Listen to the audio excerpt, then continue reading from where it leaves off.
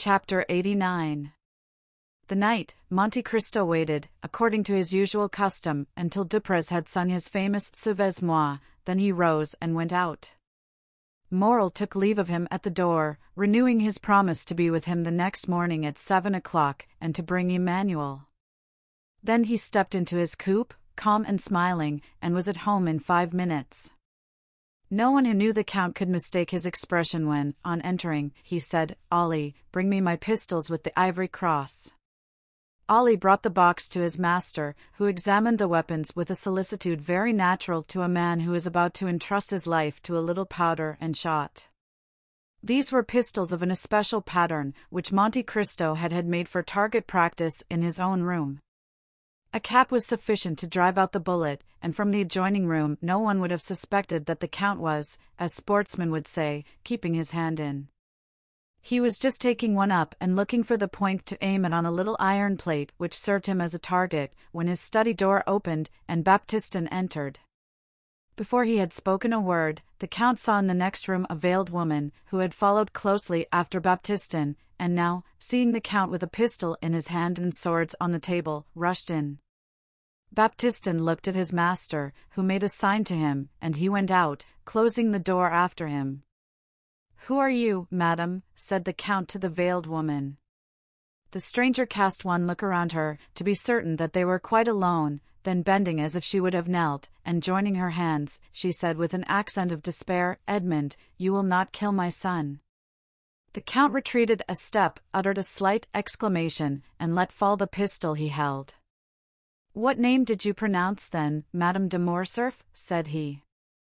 "Yours," cried she, throwing back her veil, "yours, which I alone, perhaps, have not forgotten.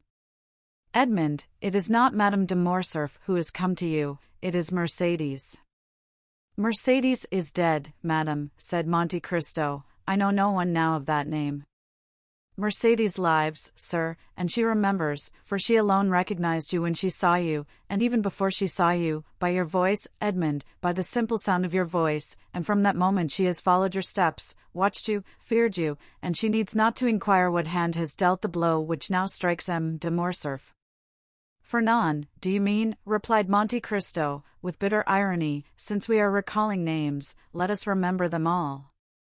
Monte Cristo had pronounced the name of Fernand with such an expression of hatred that Mercedes felt a thrill of horror run through every vein. "You see, Edmond, I am not mistaken, and have cause to say, spare my son." "And who told you, madam, that I have any hostile intentions against your son?"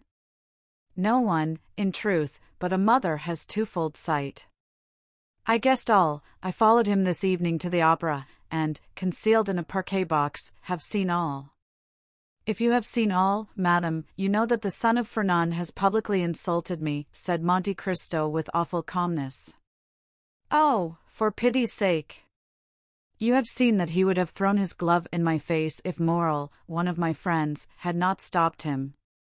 Listen to me, my son has also guessed who you are, he attributes his father's misfortunes to you." "Madam, you are mistaken, they are not misfortunes, it is a punishment. It is not I who strike M. de Morcerf, it is Providence which punishes him." "And why do you represent Providence?" cried Mercedes. "Why do you remember when it forgets? What are Yanina and its vizier to you, Edmond? What injury has Fernand Mondego done you in betraying Ollie Tepellini?" "Ah, madam," replied Monte Cristo, "all this is an affair between the French captain and the daughter of Vasiliki. It does not concern me, you are right, and if I have sworn to revenge myself, it is not on the French captain, or the Count of Morcerf, but on the fisherman Fernand, the husband of Mercedes the Catalane." "Ah, sir," cried the Countess, "how terrible a vengeance for a fault which fatality made me commit, for I am the only culprit, Edmond, and if you owe revenge to anyone, it is to me, who had not fortitude to bear your absence and my solitude." "But," exclaimed Monte Cristo, "why was I absent? And why were you alone?" "Because you had been arrested, Edmond, and were a prisoner." "And why was I arrested? Why was I a prisoner?" "I do not know," said Mercedes. "You do not, madam, at least, I hope not. but I will tell you. I was arrested and became a prisoner because, under the arbor of law reserve, the day before I was to marry you, a man named Danglars wrote this letter, which the fisherman Fernand himself posted. Monte Cristo went to a secrétaire, opened a drawer by a spring, from which he took a paper which had lost its original color, and the ink of which had become of a rusty hue. This he placed in the hands of Mercédès. It was Danglars' letter to the king's attorney, which the Count of Monte Cristo, disguised as a clerk from the house of Thomson and French, had taken from the file against Edmond Dantès, on the day he had paid the 200,000 francs to M. de Beauville. Mercédès read with terror the following lines: "The king's attorney is informed by a friend to the throne and religion that one Edmond Dantès, second in command on board the Pharaon, this day arrived from Smyrna, after having touched at Naples and Portoferrajo, is the bearer of a letter from Murat to the usurper, and of another letter from the usurper to the Bonapartist Club in Paris." Ample corroboration of this statement may be obtained by arresting the above-mentioned Edmond Dantès, who either carries the letter for Paris about with him, or has it at his father's abode. Should it not be found in possession of either father or son, then it will assuredly be discovered in the cabin belonging to the said Dantès on board the Pharaon. "How dreadful," said Mercédès, passing her hand across her brow, moist with perspiration, "and that letter, I bought it for 200,000 francs, madam," said Monte Cristo, "but that is a trifle, since it enables me to justify myself to you. And the result of that letter, you well know, madam, was my arrest, but you do not know how long that arrest lasted. You do not know that I remained for 14 years within a quarter of a league of you, in a dungeon in the Château d'If. You do not know that every day of those 14 years I renewed the vow of vengeance which I had made the first day, and yet I was not aware that you had married Fernand, my calumniator, and that my father had died of hunger." "Can it be?" cried Mercédès, shuddering. "That is what I heard on leaving my prison 14 years after I had entered it, and that is why, on account of the living Mercédès and my deceased father, I have sworn to revenge myself on Fernand, and I have revenged myself." "And you are sure the unhappy Fernand did that?" "I am satisfied, madam, that he did what I have told you. Besides, that is not much more odious than that a Frenchman by adoption should pass over to the English, that a Spaniard by birth should have fought against the Spaniards, that a stipendiary of Ali should have betrayed and murdered Ali. Compared with such things, what is the letter you have just read? A lover's deception, which the woman who has married that man ought certainly to forgive, but not so the lover who is to have married her. Well, the French did not avenge themselves on the traitor, the Spaniards did not shoot the traitor, Ali in his tomb left the traitor unpunished, but I, betrayed, sacrificed, buried, have risen from my tomb, by the grace of God, to punish that man. He sends me for that purpose, and here I am." The poor woman's head and arms fell, her legs bent under her, and she fell on her knees. "Forgive, Edmond, forgive for my sake, who love you still." The dignity of the wife checked the fervor of the lover and the mother. Her forehead almost touched the carpet when the Count sprang forward and raised her. Then, seated on a chair, she looked at the manly countenance of Monte Cristo, on which grief and hatred still impressed a threatening expression. "Not crush that accursed race," murmured he, "abandon my purpose at the moment of its accomplishment? Impossible, madam, impossible." "Edmond," said the poor mother, who tried every means, "when I call you Edmond, why do you not call me Mercédès?" "Mercédès," repeated Monte Cristo, "Mercédès." "Well, yes, you are right, that name has still its charms, and this is the first time for a long period that I have pronounced it so distinctly. Oh, Mercédès, I have uttered your name with the sigh of melancholy, with the groan of sorrow, with the last effort of despair. I have uttered it when frozen with cold, crouched on the straw in my dungeon. I have uttered it, consumed with heat, rolling on the stone floor of my prison. Mercédès, I must revenge myself, for I suffered 14 years. 14 years I wept, I cursed. Now I tell you, Mercédès, I must revenge myself."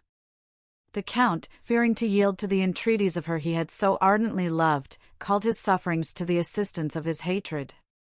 "Revenge yourself, then, Edmond," cried the poor mother, "but let your vengeance fall on the culprits, on him, on me, but not on my son." "It is written in the good book," said Monte Cristo, "that the sins of the fathers shall fall upon their children to the third and fourth generation." Since God himself dictated those words to his prophet, why should I seek to make myself better than God? Edmund, continued Mercedes, with her arms extended towards the Count, since I first knew you, I have adored your name, have respected your memory. Edmund, my friend, do not compel me to tarnish that noble and pure image reflected incessantly on the mirror of my heart.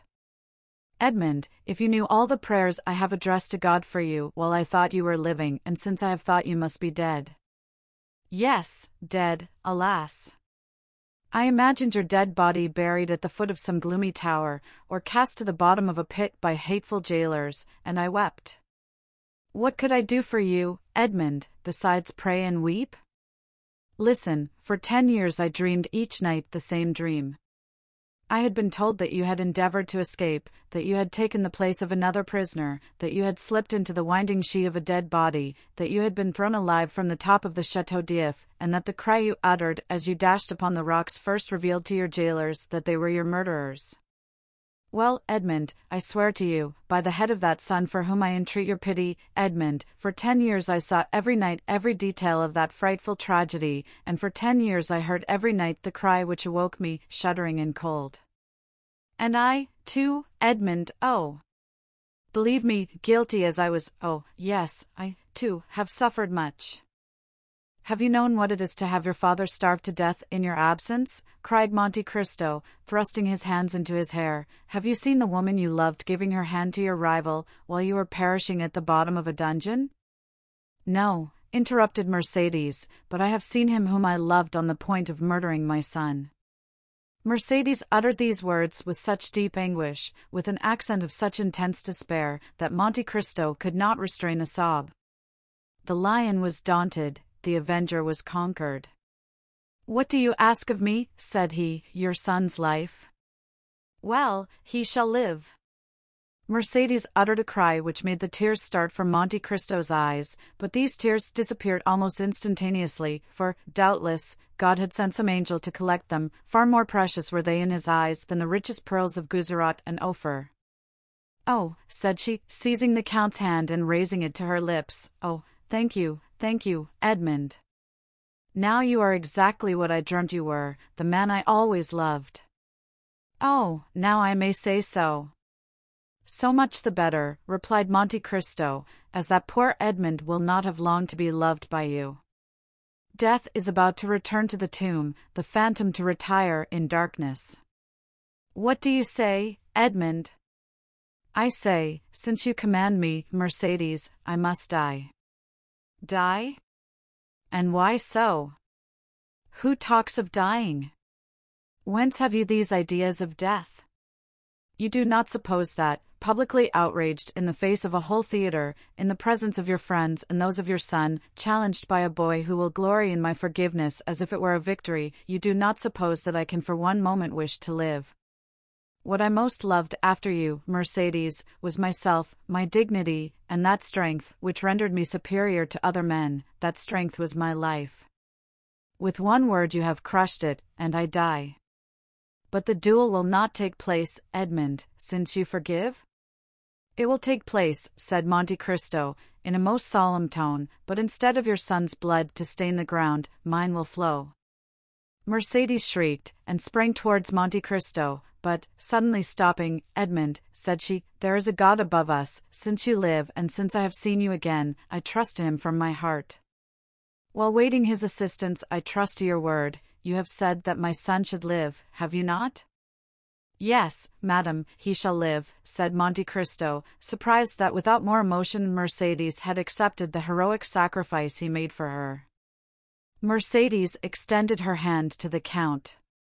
Edmund, said she, and her eyes were wet with tears while looking at him to whom she spoke, how noble it is of you, how great the action you have just performed, how sublime to have taken pity on a poor woman who appealed to you with every chance against her. Alas, I am grown old with grief more than with years, and cannot now remind my Edmund by a smile, or by a look, of that Mercedes whom he once spent so many hours in contemplating. Ah, believe me, Edmund, as I told you, I too have suffered much. I repeat, it is melancholy to pass one's life without having one joy to recall, without preserving a single hope, but that proves that all is not yet over. No, it is not finished, I feel it by what remains in my heart. Oh, I repeat it, Edmund, what you have just done is beautiful, it is grand, it is sublime. Do you say so now, Mercedes? Then what would you say if you knew the extent of the sacrifice I make to you? Suppose that the Supreme Being, after having created the world and fertilized chaos, had paused in the work to spare an angel the tears that might one day flow for mortal sins from her immortal eyes. Suppose that when everything was in readiness and the moment had come for God to look upon his work and see that it was good, suppose he had snuffed out the sun and tossed the world back into eternal night, then, even then, Mercedes, you could not imagine what I lose in sacrificing my life at this moment. Mercedes looked at the Count in a way which expressed at the same time her astonishment, her admiration, and her gratitude. Monte Cristo pressed his forehead on his burning hands, as if his brain could no longer bear alone the weight of its thoughts. "Edmund," said Mercedes, "I have but one word more to say to you."